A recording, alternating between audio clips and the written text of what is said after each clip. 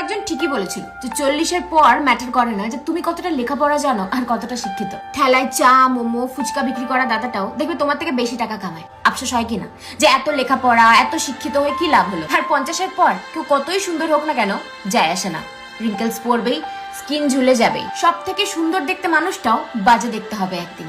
তোমার মনে হবে যে সৌন্দর্য দিয়ে কিছু হয় না, কারণ এটা চিরস্থায়ী নয়। আর 60-এর পর তুমি কত বড় ইনফ্লুয়েন্সিয়াল ব্যক্তি হও না কেন, তুমি কত বড় পোস্টেই ছিলে না কেন, সেই অফিসের দারোয়ানও তোমাকে আর পাত্তা দেবে না, কারণ তুমি আর পাওয়ারফুল নও। তাই 60-এর পরে পাওয়ার, বড় ছোট পোস্ট এইসব আর ম্যাটার করে না। আর 70-এর পর বিশাল বড় বাংলো বাড়ি এইসবের আর কোনো ভ্যালু থাকে না, কারণ হাঁটুর ব্যথা এত বেশি থাকে যে এক জায়গা থেকে অন্য জায়গায় যেতে ভীষণ সমস্যা হয়। আর 80 ক্রস করে গেলে অ্যাকাউন্টে কত টাকা আছে সেটাও ম্যাটার করে না, কারণ যতই কোটি কোটি টাকা থাকুক না কেন খেতে হবে তোমাকে ওই 20 টাকা দামের ট্যাবলেট। তাই আমরা যে এত টাকা ফেম কামানোর জন্য উঠে পড়ে লেগে আছি, একদিন দেখবে এই সবের কোনো ভ্যালু নেই আর। তাই আমরা যারা ভাবি যে এখন কষ্ট করে নি পরে এনজয় করব, ওই পরেটা আর আসে না। তখন হয়তো টাকা আসবে কিন্তু হাঁটুতে জোর থাকবে না।